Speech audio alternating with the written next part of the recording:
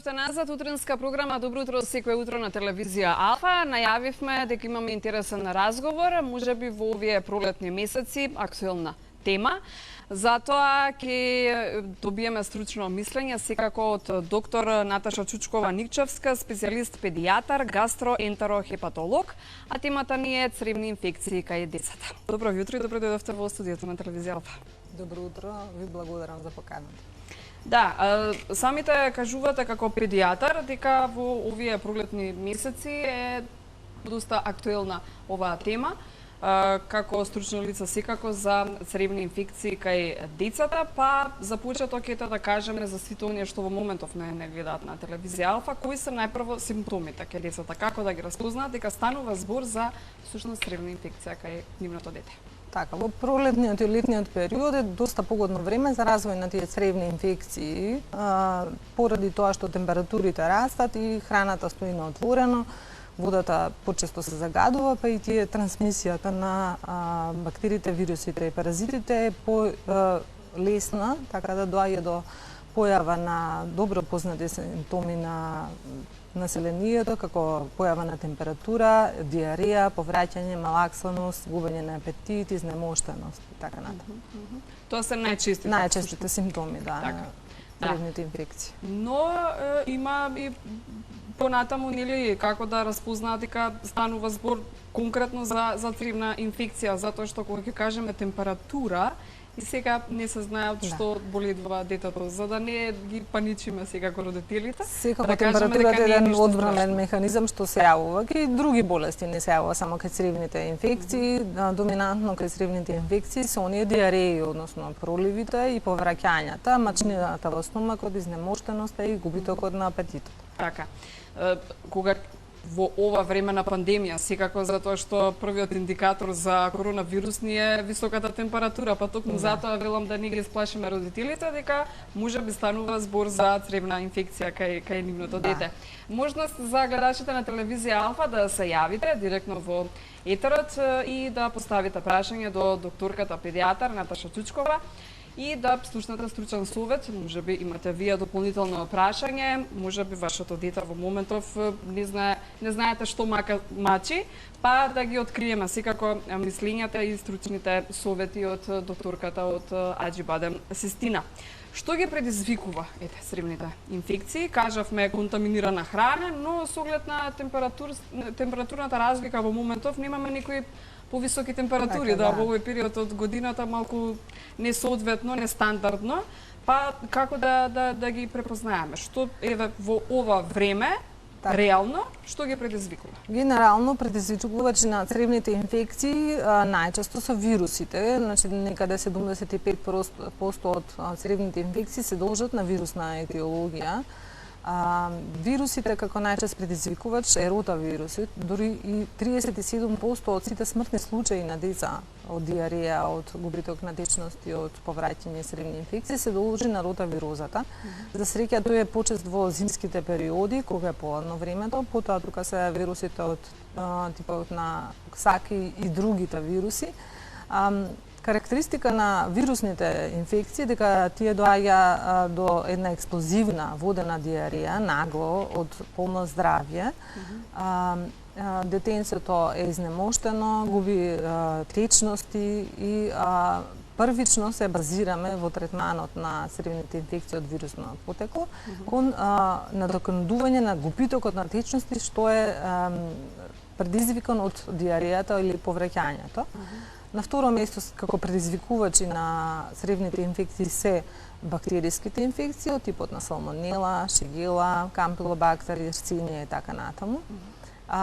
Тие се должат на една секреторна диареја, односно нивниот продромален период е малку подолг, некаде 12 часа, 24 часа, одат со температура, неретко со зголемени лимфни жлезди во стомакот, со слузави столици, експлозивни, некогаш дури и крвави столици, повраќање и температура, нели кажавме, и може да предизвикаат диареја и повраќање и секако и паразитарните инфекции од типот на ентоамеба, која што дава една крвава столица, слузава, од и другите паразитарни лекувања. Меѓутоа, генерално, на тоа што како да ги препознаат родителите, не би можеле на своја рака да препознаат дали се работи за вирусна, бактеријска или паразитарна инфекција или троењата со храна, се ако ја оменели. Токму затоа е следното прашање, кој е индикатор за да поставите вистинската дијагноза?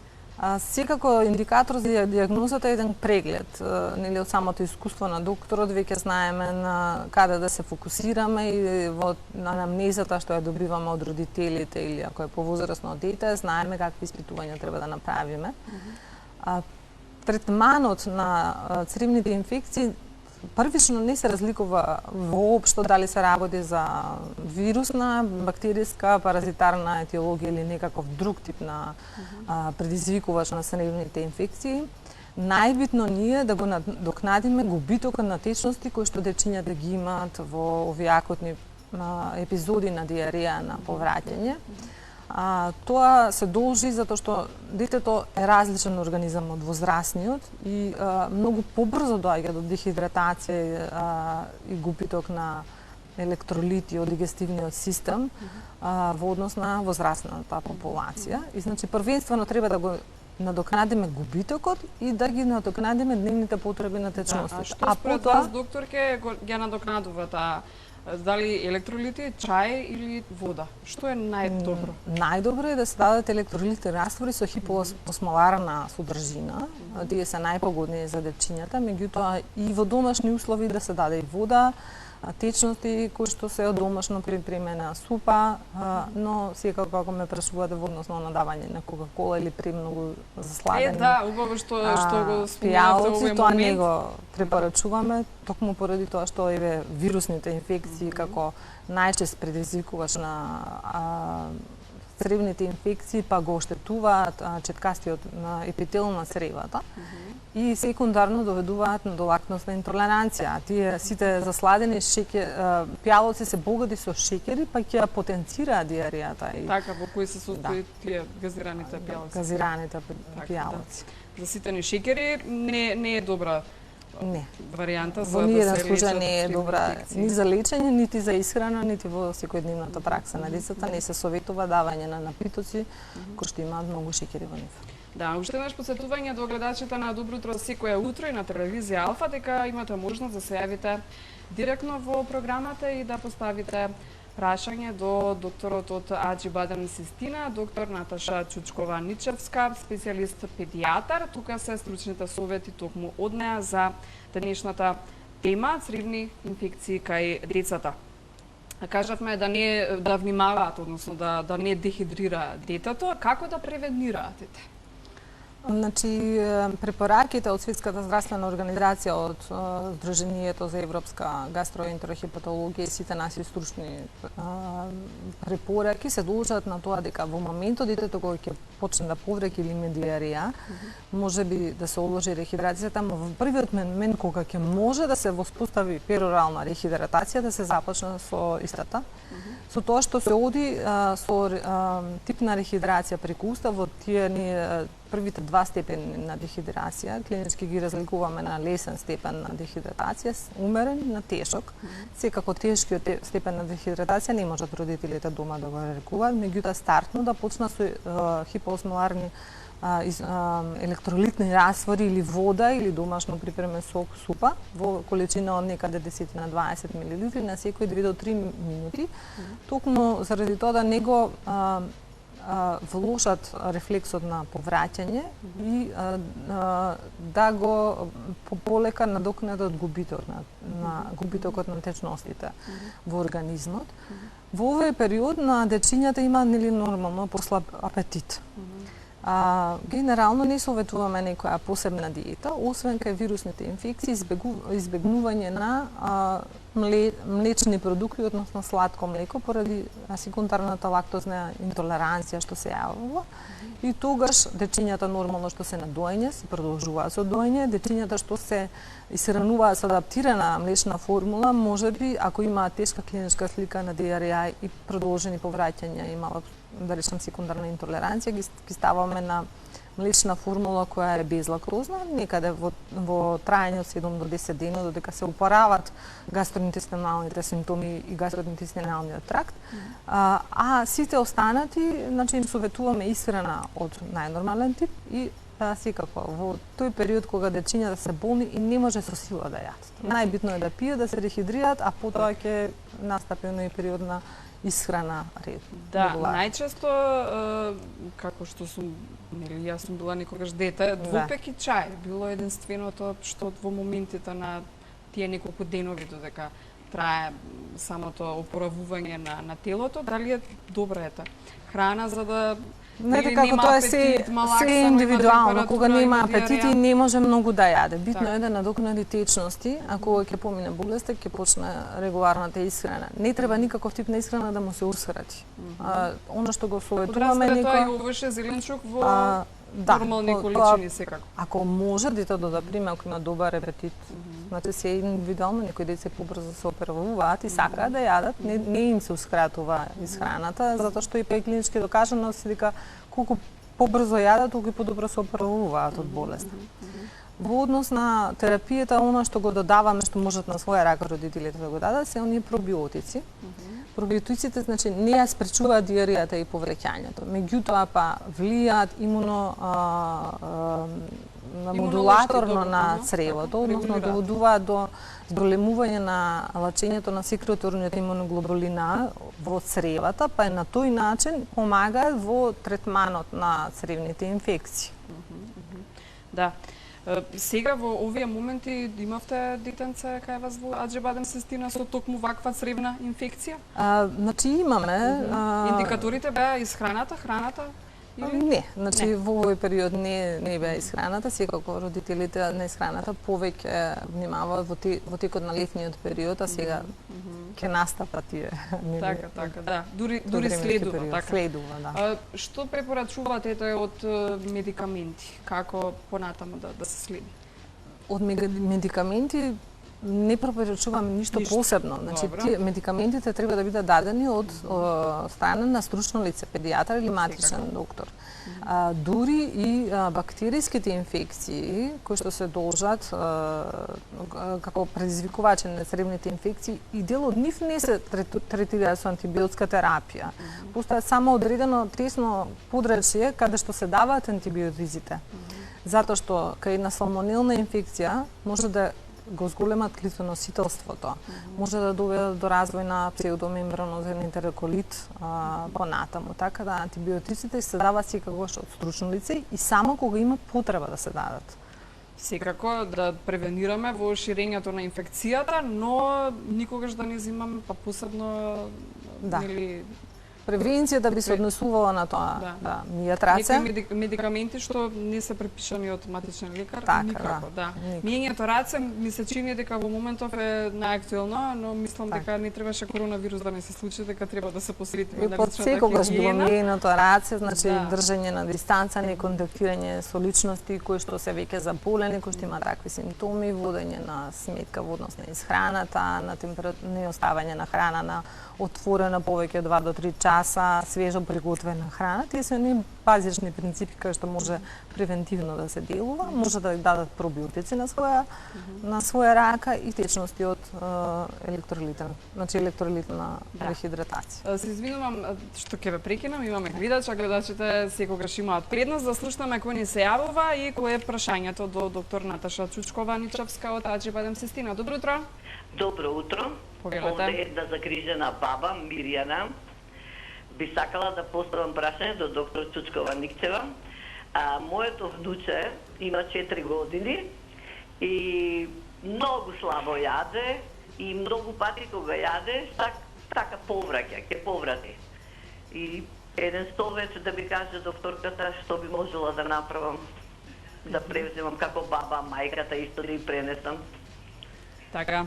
Ето ќе го слушнеме стручниот совет од докторката. Ви благодариме за јавувањето. Доколку имате и останатите гледачи на телевизија Алфа некоја прашање, слободно поставете го. Ние сме тука да ги одговориме. Повелете.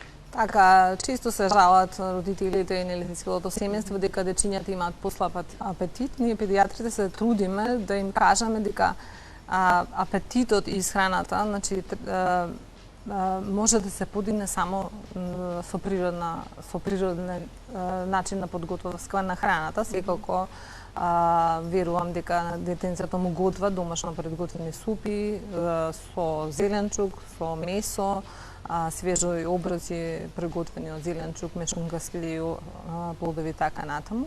И сега, ако детенцето повреќа, треба да се прегледа од педијатар да се види колку тоа често повреќа, дали повреќа од прејаденост, од тоа што не сака да јаде, дали може би некоја друга подлога се должи на повреќањето и секако да му се даде некоја терапија ако има потреба.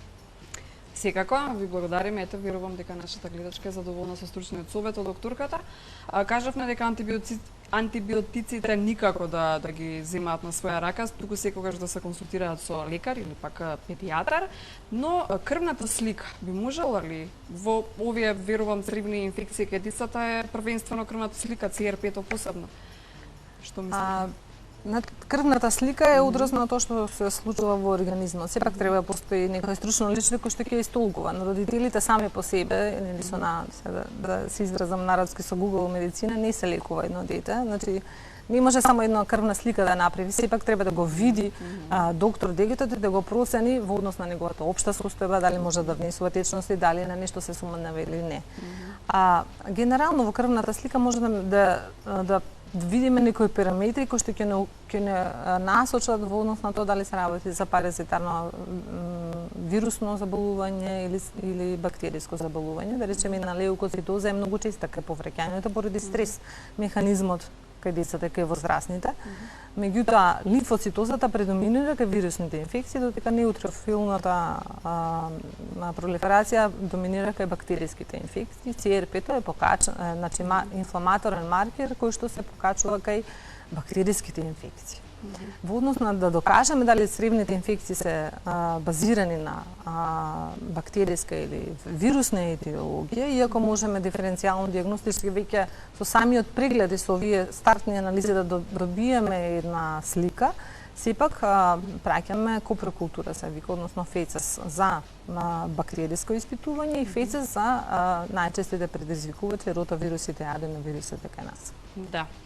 Кажавме дека млекото и млечните производи не се препорачуваат во овие денови додека детето боледува од некоја цревна инфекција, но велите дека доењето е најдобра заштита можеби од летните вируси. И сега кога е времето да се обратат на педијатар? Во кој момент би требало да се појават кај вас? Доењето делува протективно поради сите имуноглобулини кои што се лачат во мечиното млеко. Сладкото млеко сакаме да го избегнеме, не млечните производи воопштено, значи дури им советуваме пиење и исхрана со млечни производи кои што се ферментирани затоа што се полесни за дигестија во дигестивниот тракт, типот на јогурт, кисело млеко или кефир. Воопшто нема ограничување во нив.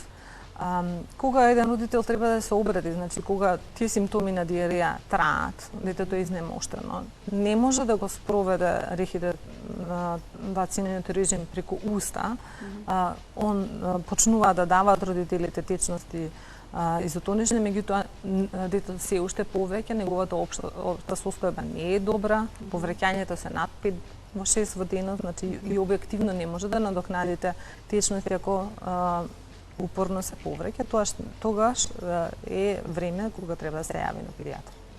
Да, и уште еднаш да повториме како заокружување на ова ваше денешно гостување и стручните совети, одморот исто така е дел од делотворноста, да речам, за цревните инфекции кај децата. Пробиотиците се исто така многу важни, течностите и секако да се консултираат со стручни лица, апсолутно.